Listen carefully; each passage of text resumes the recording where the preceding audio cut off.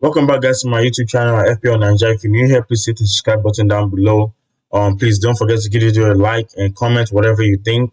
And so in this video, we're going to be talking about how my team did last week. Okay, that was actually 2 weeks ago. Kind of seems like a long time ago, but we're still going to talk about it and how I'm going to be looking forward to the next game week in a few hours, the transfers I made, and all of that. So without further ado, let's get to it. Last week I had 55 points, and okay, so that reminds me, I wasn't able to do a video last week because I had like a lot of exams and stuff. So I didn't have any time to sit and do a video, which I'm very sorry about. Hopefully that would not happen again. I'm gonna try to give you guys regular content and even more content during the week and earlier. So after this week, we're gonna actually start doing that. And last week I had 55 points. Remember, I played my wild card last week. Um which wasn't too bad. That took me up to 69k, which guys we're going up. So we have my rank right now is 69k in the world, which is I'll definitely take that at the moment. So I brought Ramsdale and goal, 6 points, clean sheet against Brighton. Brighton were not particularly great, but they played Arsenal, to be fair. Like they kind of bust Arsenal around. I actually thought like Arsenal were lucky to not concede in that game. So I actually think Brighton were the better team, to be fair. They just lacked that finishing like edge, like that finishing striker that can put the ball in the back of them. But they play really good.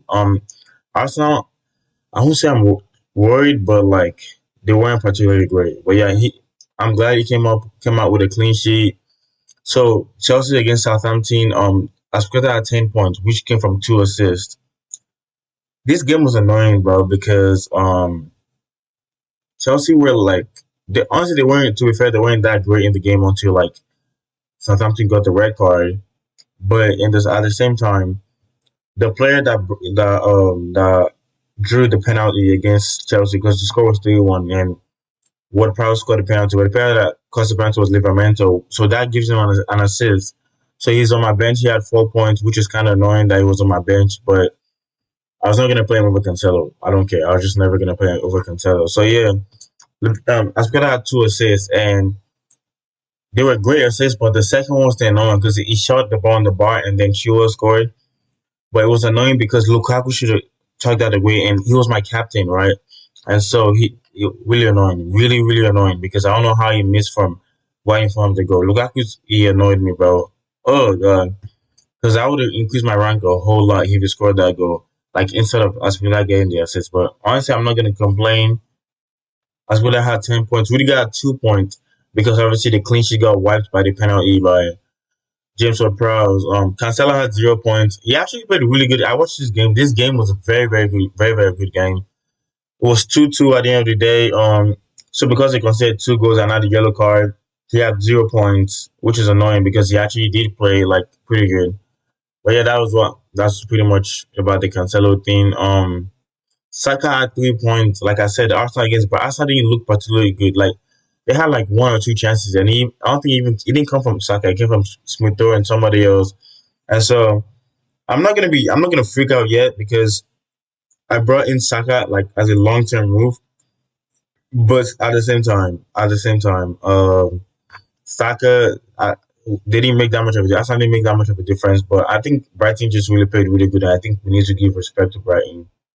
But yeah, I'm not worried. He had 3 points. Rafinha had 3 points. Rafinha played against Watford.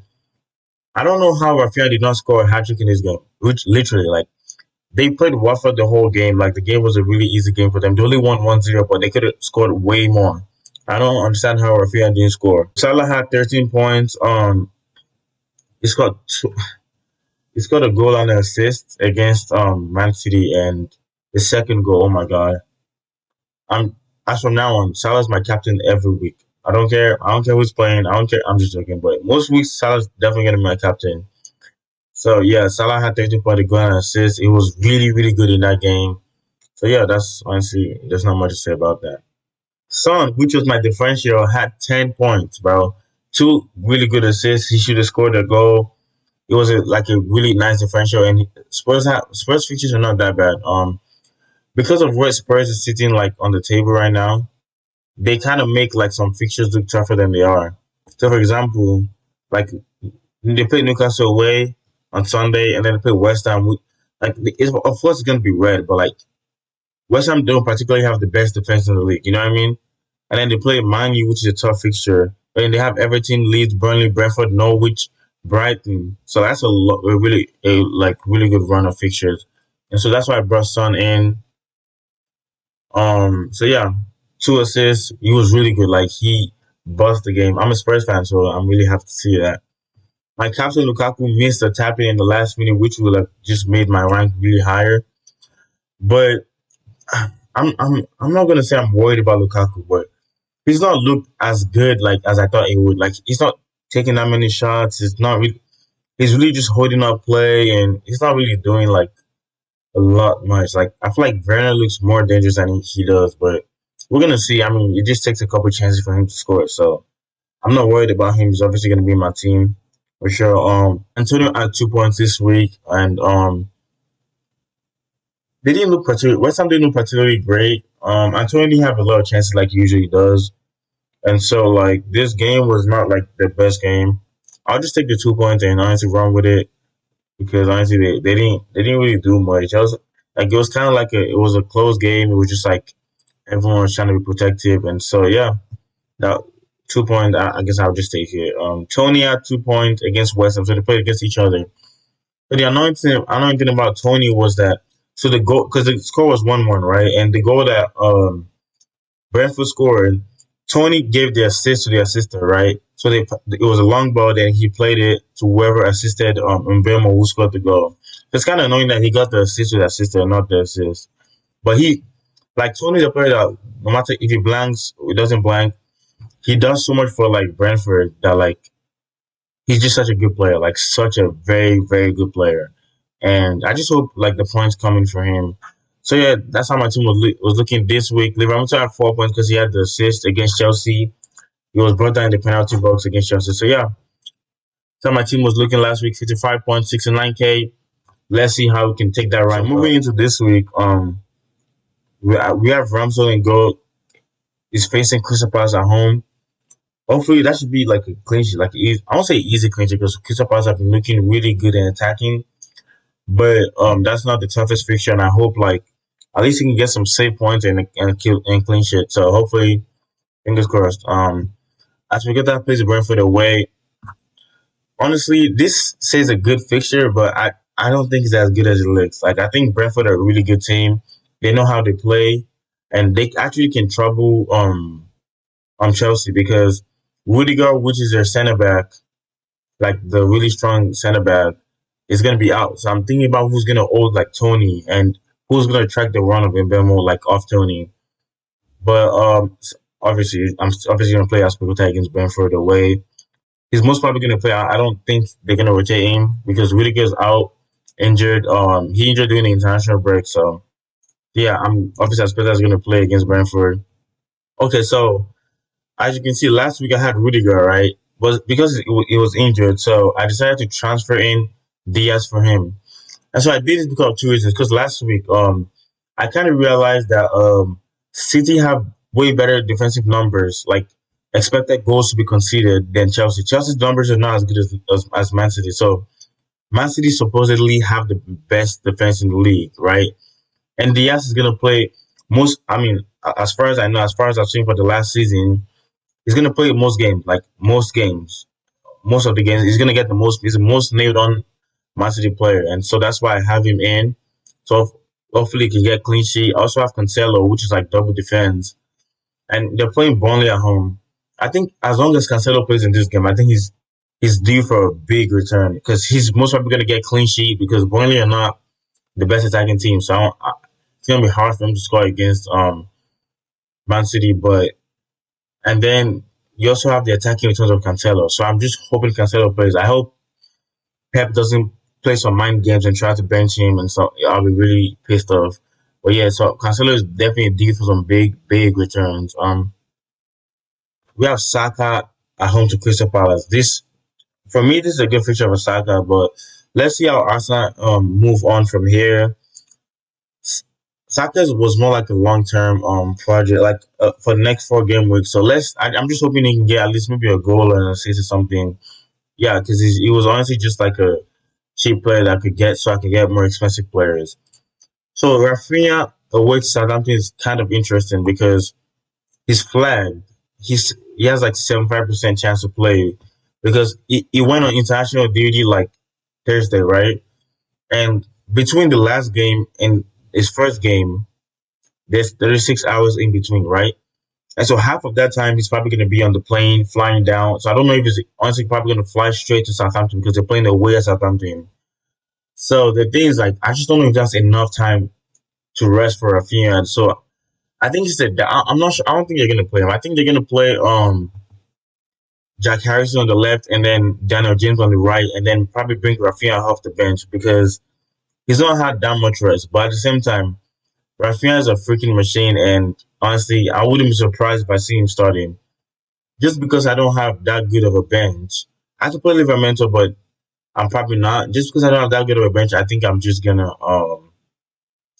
just play Rafinha and just hope maybe he comes off the bench and get me some points, or like he doesn't play at all, and then Livermore is gonna come in. But honestly, I might decide to just play Livermore over him because Livermore is gonna get 90 minutes and is for sure gonna play. But if Rafinha plays against Southampton, that's really good expected attacking return. So I have Salah captain against Watford away.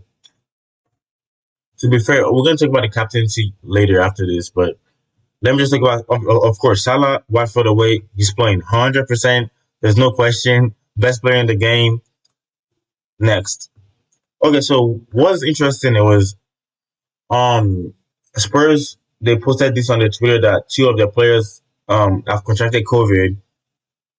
And I saw from a good source that two of the players were Son and Brian Gill, right? And I kind of believe it, right? Because I saw it was a pretty good source I follow on Twitter, and he's verified, and so I think Son is actually going to be out with COVID. Of course, they haven't officially announced it, so the game is not going to be on the game, but that's what I'm pretty sure Son is out for probably the next 2 weeks, and so I transferred him out from Mares at home to Burnley. So the reason I transferred Mares in, I was having a bit of a dilemma to bring in Foden or Mares, right? So I brought in Mares because the last time Mares played Burnley at home, he scored a hat trick, right? So hopefully he can do it again, right?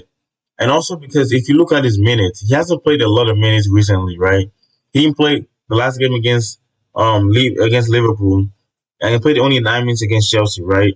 And 23, so he hasn't been playing much, right? So I think Pep is going to try to rest some players and then play him. Also because it was here earlier than the others. It's been back since earlier in the week, right? So he's going to have rest, and also because Gabriel Jesus came back too late from international duty, so he can't play this week, right? So I think there's not really anyone that can play on the right as good as Maris can, right? So I think Maris is going to play.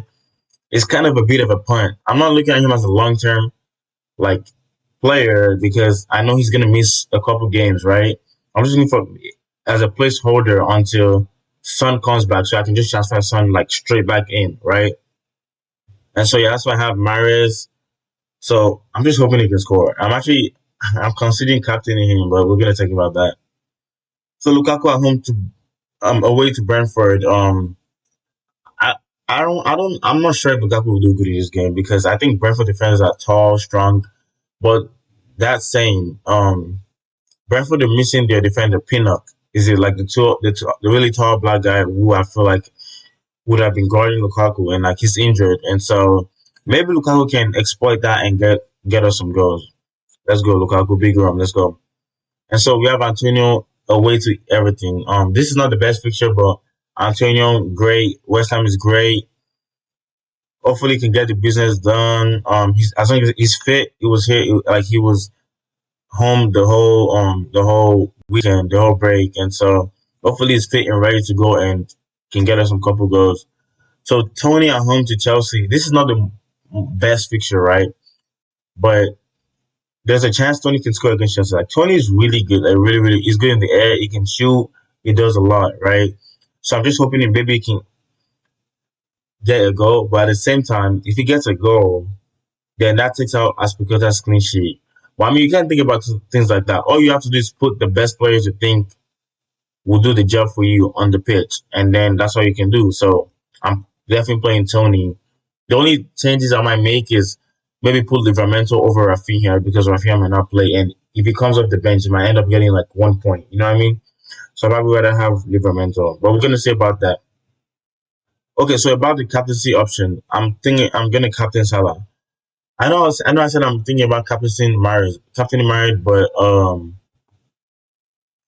he's owned by like 2%. I think 2% of people, so like 2.6% of people, and so even if he scores, right, it's big enough of a differential that I don't need to captain him, and also because after all game he's gonna captain Salah this week, and so there's just no point to go against it because if Salah scores, which he most probably would, it's gonna drop my rank. So I'm just gonna captain Salah this week, and so yeah, this is how my team is looking. So yeah, this brings the end of the video. If you have any questions, anything, any comments to make, any advices, any ideas, anything you want me to answer, just say in the comment section. Please don't forget to like and share this video to your friends. If you haven't subscribed yet, please hit the subscribe button down below.